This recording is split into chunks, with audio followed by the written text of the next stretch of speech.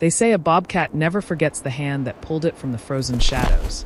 But as a 100-year storm descended upon Silver Creek, Edgar was about to learn that his two house cats didn't just share his home. They shared his soul, and they were the only things standing between him and the terminal silence of the mountain winter. The morning in Silver Creek didn't arrive with the usual golden fanfare of sunlight filtering through the ancient pines. Instead, it crept in like a ghost, draped in a heavy, suffocating gray that seemed to swallow the very peaks of the mountains. Inside the cabin, the air carried the familiar, comforting scent of dried lavender and old cedar. But Edgar, sitting in his battered recliner, felt a familiar ache in his joints, a biological barometer that warned him of a coming change. On the wide, custom-built windowsill, the trio was already at their post. Dusty, the bobcat whose life had been a series of miracles, sat in the center. His tufted ears flicked toward the glass, his amber eyes fixed on the treeline. To his left, Muffin, the orange tabby, was leaned against Dusty's muscular shoulder, his motor-like purr vibrating through the wood. On the right, little Peanut was busy grooming the bridge of Dusty's nose, her movements meticulous and rhythmic. Watching them, Edgar felt a surge of the same gratitude that had sustained him since Dusty's recovery. It had been a year since the surgery in Tennessee. Dusty walked with a slight, rolling hitch in his gait, a permanent souvenir of the fungal infection that had nearly taken him. But he was strong. He was a survivor. They were all survivors. "Big one's coming, boys," Edgar whispered, his voice raspy from sleep. "I can feel it in the marrow." He stood up, his knees popping like dry kindling, and walked to the old shortwave radio on the kitchen counter. The static was thick, but through the white noise, a frantic voice broke through. "Unprecedented cold front. Silver Creek residents are advised to seek immediate shelter. This is not a standard winter event. The white silence is expected by nightfall." Edgar looked at the woodpile through the window. It was high, but with a storm of this magnitude, he needed more. He needed to secure the heavy shutters on the north side of the cabin, the side that faced the brunt of the mountain winds.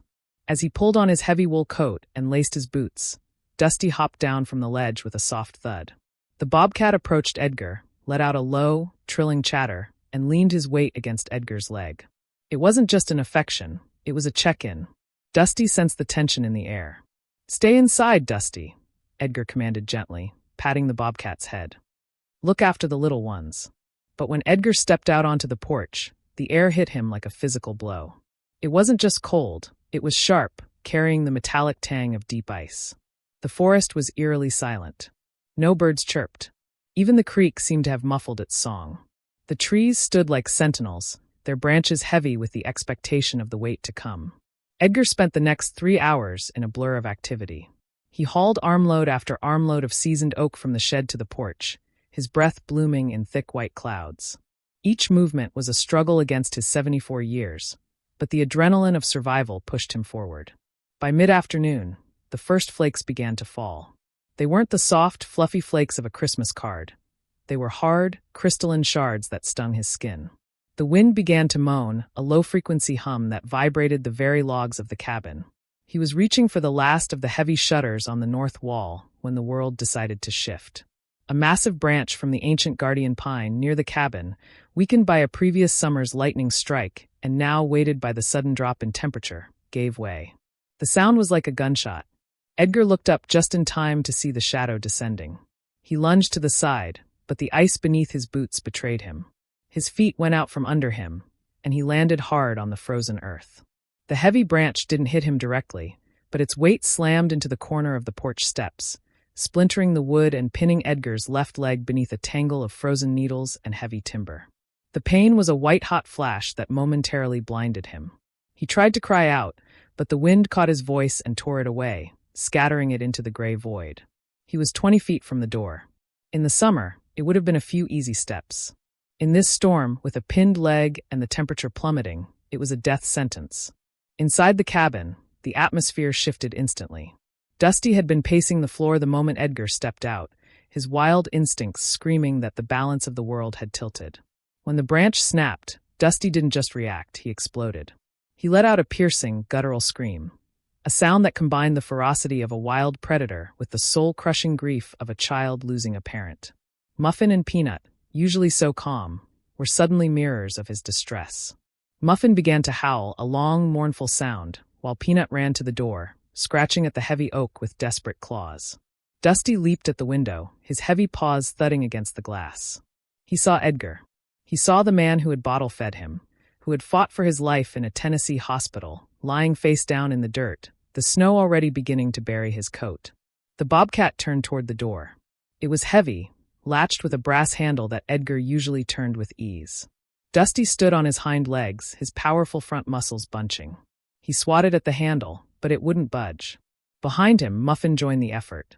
The orange cat didn't have the strength of the bobcat, but he had the intellect of a creature that had spent a decade watching humans. Muffin jumped onto the small table near the door, reaching out to bat at the deadbolt. Outside, Edgar was losing the battle with consciousness. The cold was beginning to feel like warmth, a dangerous sign. His leg was numb, the pain replaced by a dull, heavy throb. "Dusty," he wheezed, his face pressed against the frozen ground. "Boys, I'm sorry." He closed his eyes, the white silence beginning to claim him. But then, the sound of splintering would reach his ears. Dusty, realizing the handle was a stalemate, had turned his attention to the cat flap, a small, reinforced door Edgar had installed years ago for Muffin and Peanut. It was far too small for a 40-pound bobcat.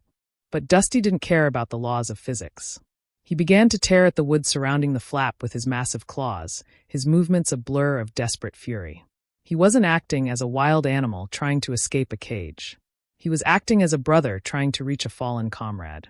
Peanut stood by his side, chirping and nudging him, her tiny body trembling with the cold air leaking through the gaps.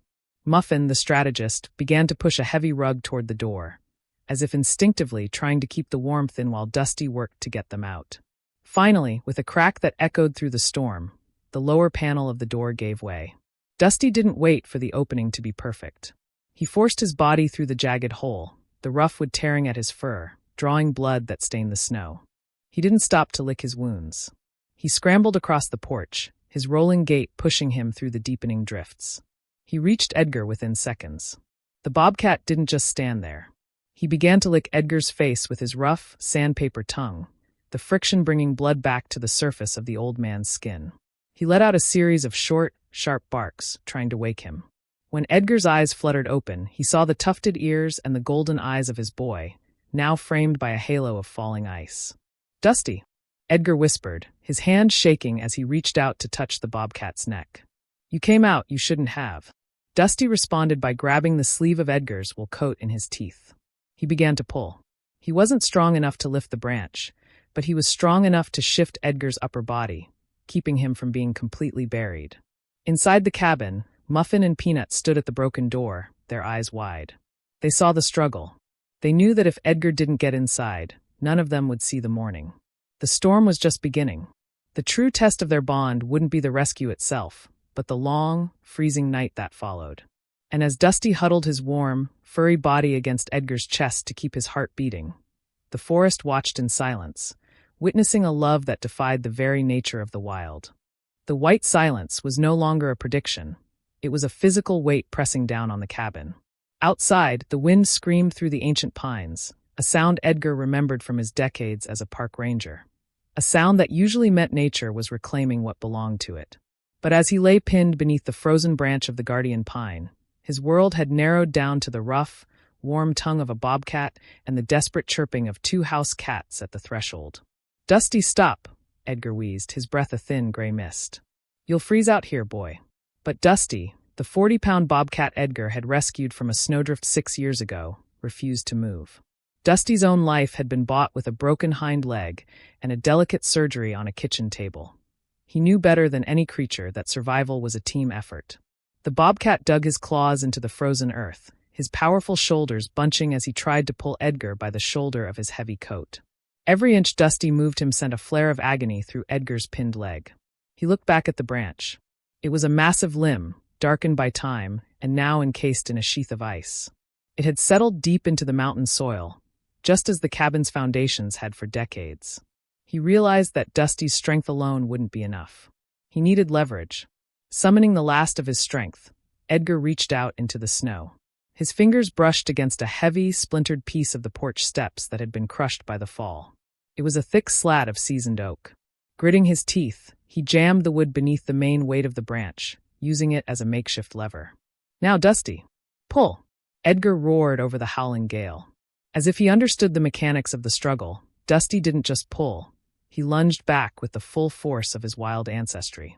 At the same time, Muffin, the orange tabby, and Peanut, the small gray and white cat, appeared at the edge of the porch. They couldn't help with the weight, but their presence, their frantic, high-pitched vocalizations, seemed to act as a rhythmic tether for Edgar's fading consciousness. With a sickening crunch of ice and wood, the branch shifted just a few inches. It was enough. Edgar rolled his leg out from the trap, a cry of pain escaping his lips that was instantly swallowed by the wind. He was free, but his leg was a useless, numb weight. The crawl to the cabin was an eternity measured in inches. The 20 feet of snow-covered ground felt like a mountain range. Dusty stayed pressed against Edgar's side, his thick fur providing a sliver of warmth against the encroaching frostbite. Behind them, the white silence was erasing the world, turning the towering pines into indistinct shadows. When they finally reached the porch, Muffin and Peanut retreated inside, clearing a path. Edgar dragged himself through the jagged hole Dusty had torn in the door. Once inside, he collapsed onto the weathered floorboards, the scent of pine wood and dried herbs a cruel reminder of the safety he had nearly lost. Close. Need to close it, Edgar muttered, his hands trembling violently. The wind was roaring through the broken lower panel of the door, dropping the cabin's temperature by the second. Dusty stood over him, his gold eyes reflecting the dying embers in the fireplace. Muffin and Peanut were already at work in their own way, pacing near the heavy wool rug Edgar used to keep out drafts. Edgar managed to pull himself up to a sitting position, leaning against the doorframe. He grabbed a heavy toolbox and dragged it in front of the broken panel, then piled several thick blankets and the heavy rug on top of it.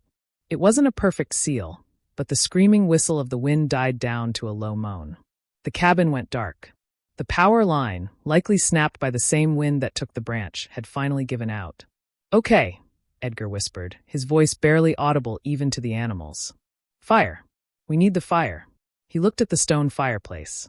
He had a small stack of wood nearby, but his leg was beginning to throb with a fierce, rhythmic pulse, the blood finally returning to the damaged tissue. He couldn't stand. He began to shiver, a deep, bone-rattling cold that threatened to shut down his heart. Dusty approached him then.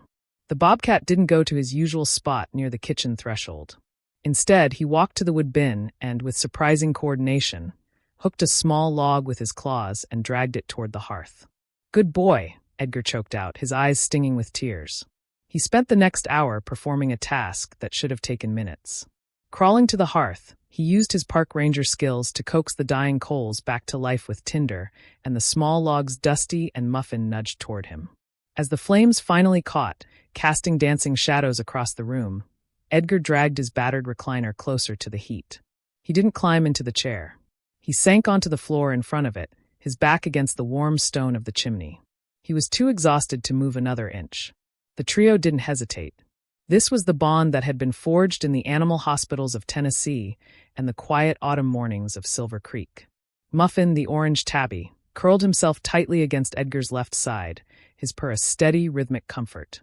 Peanut, the smallest, tucked herself under Edgar's chin, her warmth a direct line to his jugular. And then there was Dusty, the bobcat, too large to be a lap cat, but too devoted to be anything else, sprawled across Edgar's legs. The weight was heavy, but it was a healing weight. Dusty's massive, furred body acted as a living heating pad for Edgar's injured limb, the deep, rumbling purr of the wild feline vibrating through Edgar's bones. "We're a family chosen, aren't we?" Edgar whispered, repeating the thought that had sustained him for 6 years. Not born, but chosen. Outside, the storm grew in ferocity. The cabin groaned under the pressure, the logs darkening as the snow piled up against the windows. Edgar knew they were snowed in. The roads to Silver Creek would be impassable for days. He was an old man with an injured leg, a broken door, and no power. But as he looked down at the 3 pairs of eyes watching him in the firelight, he didn't feel the fear that had gripped him under the tree. He felt the unshakable knowledge that as long as their hearts were beating together, the white silence couldn't win. He reached out a gnarled hand, stroking Dusty's tufted ears, then Muffin's soft fur, and finally Peanut's small head. They stayed that way for hours, for survivors huddled against the stone, a small island of warmth in a sea of ice. Edgar began to drift into a shallow sleep, but a sudden, sharp sound from the kitchen made his eyes snap open. It wasn't the wind. It was the sound of something heavy hitting the floor in the pantry. Dusty's head snapped up, his ears twitching. He let out a low, defensive growl, a sound Edgar hadn't heard since the bobcat was a frightened kitten. The white silence had brought something else to the cabin. Something that was hungry, and something that knew the door was broken. The firelight flickered against the darkened logs of the cabin, casting long, distorted shadows that danced like specters across the room. Edgar sat on the floor, his back pressed against the warm stones of the hearth, feeling the rhythmic, deep purr of Dusty vibrating through his injured leg. For a moment, the only sound was the howling white silence outside and the comforting crackle of burning oak. But then, the sound from the pantry came again, a heavy, sliding thud followed by the unmistakable sound of claws raking against wood. Edgar's heart, which had just begun to settle into a steady rhythm, hammered against his ribs. He knew that sound. In his 30 years as a park ranger, he had heard it many times, usually from the safety of a patrol truck or a reinforced lookout tower. It was the sound of a predator that had run out of options. "Dusty," Edgar whispered, his voice cracking with the cold that still clung to his lungs. Dusty didn't need the warning. The bobcat was already on his feet, his golden eyes fixed on the narrow hallway leading to the kitchen and pantry. The sluggishness from his past illness was gone, replaced by a primal, focused intensity. His tufted ears were pinned back against his skull, and a low, guttural vibration started deep in his chest, a warning that transcended the domestic life he had known for 6 years. Beside him, Peanut's fur stood on end, making the small gray and white cat appear twice her actual size. She didn't retreat. Instead, she moved to the front of Edgar, positioning herself like a tiny, defiant shield. Muffin, the orange tabby, was more calculated. He slipped into the shadows near the base of the kitchen table, his green eyes scanning for movement, ready to strike from the flank as he had done during their childhood games of chase. A sharp crack echoed from the pantry. A pane of glass had finally succumbed to the pressure. The white silence didn't just bring the cold, it brought the desperate. A shadow slipped through the broken window, a mountain lion, young and lean, driven to madness by the sudden, killing frost of the Silver Creek peaks. The intruder moved with a silent, lethal grace, its fur matted with ice. It paused in the kitchen, its nostrils flaring as it caught the scent of the dried herbs hanging from the beams and the faint musk of the 3 felines who called this place home. But mostly it smelled the warmth. Edgar tried to reach for the heavy fire poker, but his leg buckled, the pain shooting up his spine like a bolt of lightning. He was trapped on the floor, his mobility stripped away by the very forest he had spent his life protecting. "Stay back," he croaked, but the mountain lion ignored him, its eyes locking onto the largest threat, the bobcat standing in its path. The mountain lion hissed, a sound like tearing silk. It was larger than Dusty, heavier, and unburdened by a history of neurological struggles. In the wild, Dusty wouldn't have stood a chance. His limp would have been a death sentence. But Dusty wasn't a wild bobcat anymore. He was a member of a family that had fought for his every breath. When the intruder lunged, Dusty didn't flinch. He met the attack head-on with a ferocity that shook the cabin floorboards. The 2 predators became a blur of fur and claws in the narrow hallway. The sound was deafening, the screams of the mountain lion clashing with Dusty's deep, booming roars. "Dusty! No!" Edgar cried out, trying to drag himself forward, his hands clawing at the weathered rug. But Dusty wasn't alone in the fray. Just as the larger cat pinned Dusty toward the kitchen threshold, a tiny gray rocket launched itself from the shadows. Peanut, the smallest of the 3, flew through the air and latched onto the mountain lion's ear, her claws digging in with the same protective fury she had shown the day the veterinarian arrived with the euthanasia needle. The intruder recoiled, confused by the audacity of the small creature. That second of hesitation was all Muffin needed. The orange tabby, usually the most peaceful of the group, dove beneath the mountain lion's belly, raking his claws across its sensitive underside. It was a coordinated assault that defied the boundaries of species. Dusty used the opening to regain his footing. Despite the slight drag in his hind leg, he drove his weight forward, his massive spotted head slamming into the intruder's chest. He wasn't just fighting for his territory. He was defending the man who had bottle-fed him and the siblings who had slept beside him in massive, furry piles for years. The mountain lion, overwhelmed by the collective defiance of the trio, realized that this was not an easy meal or a simple shelter. It was a fortress of shared blood and chosen loyalty. With a final, pained yelp, the intruder turned and scrambled back through the pantry, disappearing through the broken window into the howling gray void of the storm. Silence returned to the cabin, heavy and thick.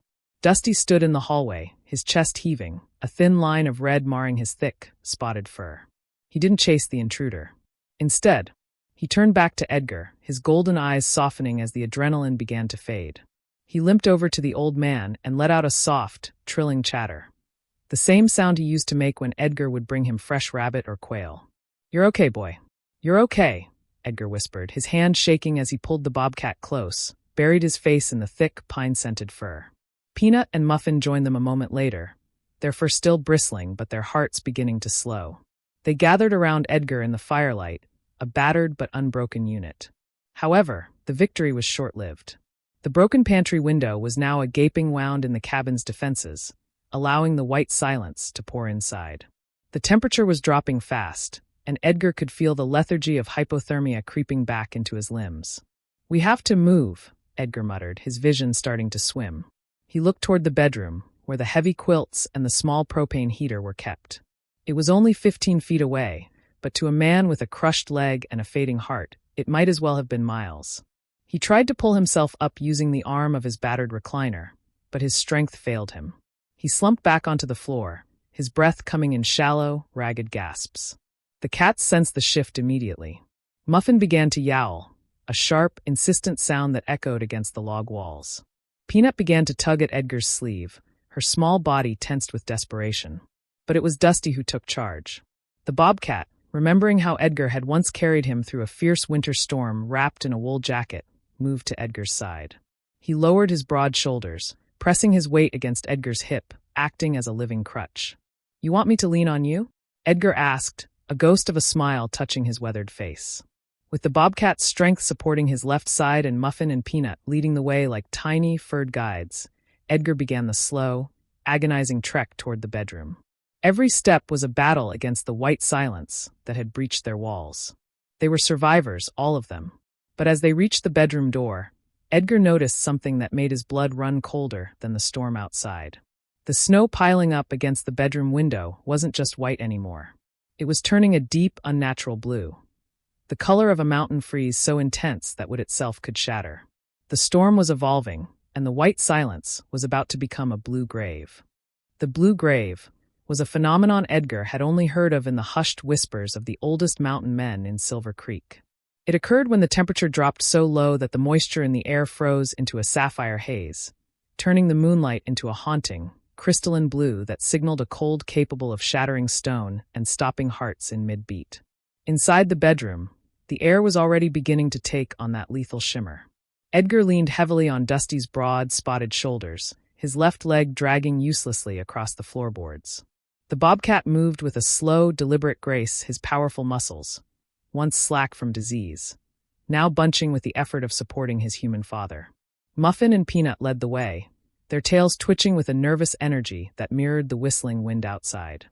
"Almost there, boys," Edgar whispered, his breath a thick plume of frost that seemed to hang in the air like smoke. He reached the edge of the bed, the same mattress where they had spent countless nights curled in massive furry piles, their combined purring vibrating through the wood.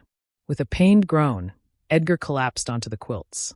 He didn't have the strength to climb under the covers, so he lay on top, his body shaking with a violent rhythmic tremor. The cabin, usually filled with the perpetual scent of pine wood and the earthy aroma of dried herbs, now smelled only of the biting, metallic ice of the storm. Through the bedroom door, he could hear the wind howling through the broken pantry window, a sharp and unwelcome sound that cut through the silence like a knife. Dusty didn't wait for an invitation. The bobcat hopped onto the bed, his weight settling over Edgar's legs. It was a familiar pressure. Dusty had often sprawled across Edgar's lap in the evenings, too large for the space but perfectly at home nonetheless. Now that weight served a more vital purpose. The deep, rumbling purr that had once been a rhythmic comfort during the quiet days of recovery now became a life support system. Muffin, the orange tabby who had once embraced the newcomer by grooming the bobcat kitten's face, moved to Edgar's left side. He tucked himself into the crook of Edgar's arm, his warmth a small but fierce defiance against the blue grave. Peanut, the tiny gray rocket, who had stood guard against the euthanasia needle, took her place on Edgar's chest, her green eyes wide and watchful in the blue-tinted gloom. As the cold intensified, Edgar's mind began to wander back to the dark days at the Appalachian Wildlife Research Institute. He remembered the feeling of suspended animation as he waited for Dusty to emerge from surgery. He remembered the miraculous recovery that Dr. Thorne had attributed not just to medicine, but to the love of Muffin and Peanut. "You saved him then," Edgar mumbled, his eyelids growing heavy as the hypothermia began to dull his pain. "Save me now." The cats seemed to understand. Peanut began to knead Edgar's chest, her claws catching slightly on his wool jacket, a rhythmic reminder to keep his heart beating. Muffin pressed closer, his fur a barrier against the freezing air. And Dusty, the permanently disabled wild animal, who was simply family, shifted his position, spreading his large body over Edgar's torso to trap as much heat as possible. Through the window, the world had disappeared. The ancient pines were gone, replaced by a swirling vortex of blue-white needles. The blue grave was settling in, and Edgar knew that if the fire in the other room went out completely, the cabin would become a tomb. He needed to get up. He needed to seal the pantry door properly. But his limbs felt like lead, and the white silence was singing a lullaby that was increasingly hard to resist. He thought of the fundraiser, the Dusty and Family campaign that had shown him the infinite kindness of strangers. He thought of the thousands of people who had watched the video of Muffin and Peanut protecting Dusty. Their story was about love transcending the boundaries of species. If he died here, who would tell the rest of it? Who would ensure that these three remarkable souls were cared for? The thought acted like a spark in the frozen darkness of his mind. "Dusty, get the blanket," Edgar wheezed. He gestured toward the worn quilt that had covered the bobcat since he was a kitten. It was folded at the foot of the bed. Dusty, sensing the urgency, stood up and grabbed the edge of the heavy fabric in his teeth. With a strength that recalled his wild instincts, he dragged the quilt over Edgar's shivering frame. Working together, the three cats helped Edgar burrow beneath the layers of wool and down. They didn't retreat to their own spots. They crawled in with him, forming a furry pile beneath the blankets. The temperature outside was likely 30 below zero, a record-breaking low for Silver Creek. But inside the cocoon of quilts, the temperature was rising, fueled by 4 hearts beating in unison. Suddenly, a loud crack echoed through the cabin, the sound of a tree outside shattering from the cold. The vibration shook the bed, and for a moment, the cats went silent. Dusty let out a low, protective growl, his ears twitching when sounds reached them, just as they had during his recovery. But the blue grave wasn't finished with them. As Edgar began to drift into a deeper, safer sleep, a new sound emerged from the kitchen. It wasn't the mountain lion this time. It was the sound of the propane line for the small emergency heater hissing, a leak caused by the extreme contraction of the metal pipes in the cold. The scent of gas began to mingle with the musk of the animals. If the gas reached the embers in the fireplace, the blue grave would become a red inferno. Edgar was too deep in the fog of exhaustion to notice. But Peanut, whose ears were flat against her skull, in alertness, stood up. She sniffed the air, her green eyes flashing. She looked at Muffin and then at Dusty. The bobcat lifted his head, his gold eyes reflecting the morning light. That wasn't there, seeing only the danger in the dark. He knew that scent. It was the smell of the sterile hospital room, the smell of something that didn't belong in the forest. Dusty nudged Edgar's face, but the old man didn't move. He was seconds from euthanasia, in a different sense now, a silent, creeping death. The bobcat looked at the bedroom door. He couldn't fix a gas leak, and he couldn't carry Edgar out into the storm. But he remembered the way the physical therapist had moved his legs to remind them how to work. He remembered the motivated cooperation that had amazed the doctors. Dusty let out a characteristic bobcat chatter, a sharp, loud sound that pierced Edgar's dream. When that didn't work, Muffin joined in with a desperate, devoted howl. The family was bound together as if they shared blood. And that bond was about to be tested by an invisible enemy. The invisible siege. Edgar was drifting in a dangerous gray space, a state of suspended animation, where the cold felt like a heavy blanket and the pain in his leg was a distant echo. He dreamt of the Appalachian Wildlife Research Institute, of the operating theater with viewing windows, and the miraculous moment Dusty had first stood on all 4 legs. But the dream was being corrupted by a sharp, chemical tang that didn't belong in the Silver Creek forest. It was Peanut who broke the spell. The smallest of the 3 felines didn't just meow. She launched herself onto Edgar's chest, her claws digging in with protective fury through his wool jacket. She began to chirp and nudge him, a desperate, frantic rhythm that forced Edgar's eyes to snap open. "Peanut, stop!" Edgar mumbled, his voice barely audible even to himself. Then he smelled it. The heavy, sulfurous odor of propane was thick in the bedroom.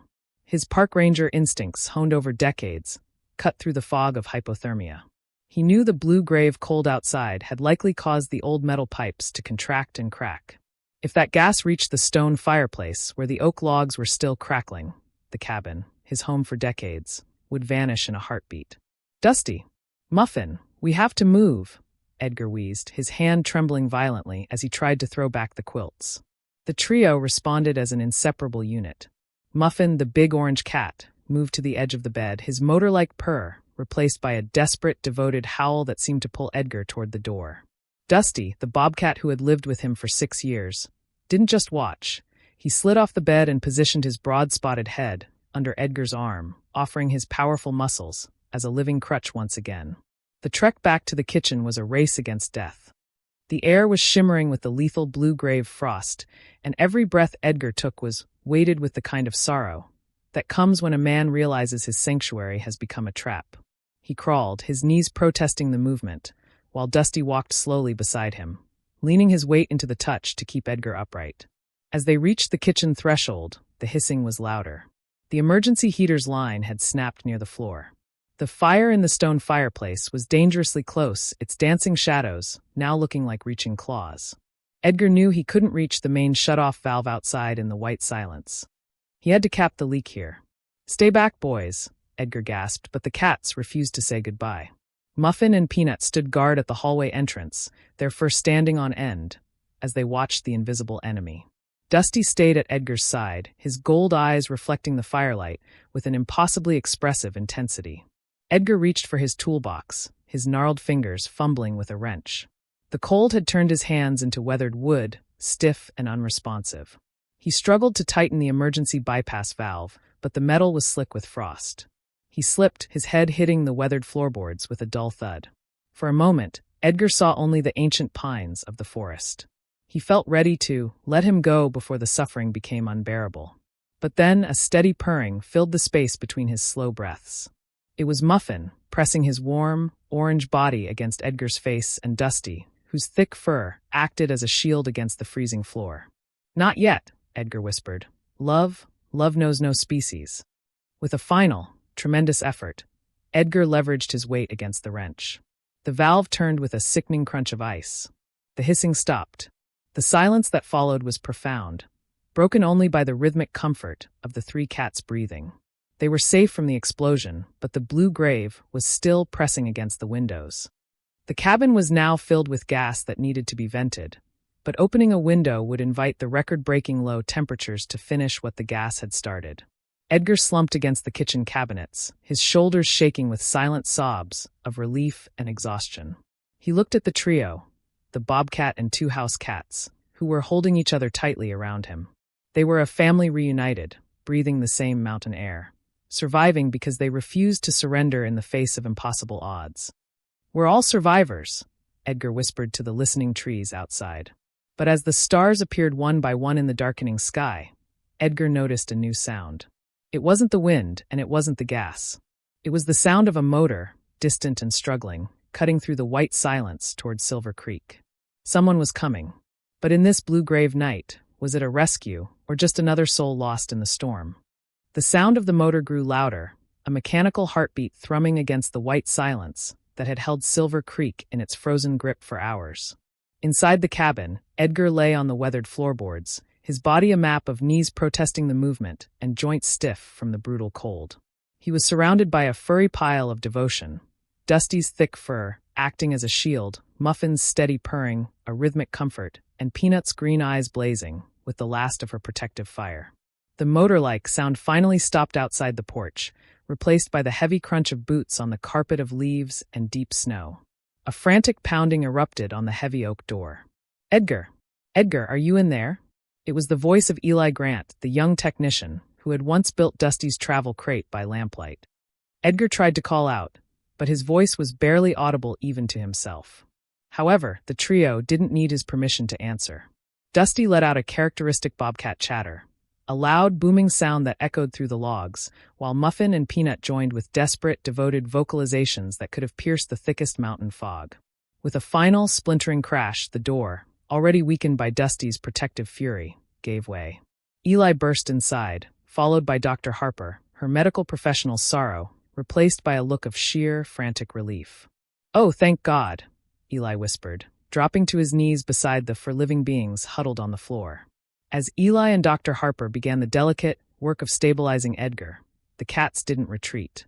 True to their nature, they refused to say goodbye. Muffin positioned himself carefully beside Edgar's head, while Peanut stood guard over his injured leg. Dusty, the permanently disabled wild animal who had become simply family, allowed Dr. Harper to check his own wounds. The thin line of red from the mountain lion and the scratches from the door, with a genuine expression of professional satisfaction. The rescue was a miraculous feat of coordination. The Dusty and Family fundraiser, which had already raised over $15,000 and gone viral, had alerted the community that the Silver Creek cabin was in the direct path of the Blue Grave. Strangers and animal lovers from across the world had been tracking the storm, and it was their solidarity that had pushed the local emergency services to reach the remote cabin first. In the weeks that followed, the Silver Creek forest began to heal, and so did Edgar's home. The surplus from the fundraiser paid for a proper vehicle for transport and a team of craftsmen who repaired the foundations settled deep into the rich mountain soil. They replaced the broken pantry window and installed a new, wider window ledge, designed specifically to hold all 3 cats at once. Life returned to the familiar rhythms of the cabin. The perpetual scent of pine wood and the earthy aroma of dried herbs once again filled the air. Edgar, now walking with a wooden cane to match Dusty's slightly uneven gait, would sit in his battered recliner near the stone fireplace and watch his siblings. On quiet evenings, when the stars appeared one by one in the darkening sky, the trio would arrange themselves on the new ledge. 3 pairs of eyes, amber, green, and gold, would watch the creek flow cold and clear over ancient stones. They would arrange themselves side by side, their bodies intertwined and breathing synchronized. Edgar would often think back to the morning he had almost signed the euthanasia papers, a time when he believed Dusty's story was ending. He realized now that death had already been defeated, that day in the cabin when Muffin and Peanut had thrown themselves between Dusty and loss. This was the meaning that philosophers spent lifetimes searching for, the unshakable knowledge that real family transcended every limitation the world tried to impose. As the fire crackled, Dusty would hop down from the ledge and sprawl across Edgar's lap, his tail wrapped around Edgar's wrist in the universal sign of feline contentment. Muffin and Peanut would settle in on either side, their combined purring so loud it vibrated through Edgar's very soul. This was grace, redemption, and resurrection. It was the unconditional companionship of 4 survivors who had looked into the white silence and chose to keep singing their unique symphony. In the small cabin deep in Silver Creek, the family was finally safe and whole and home.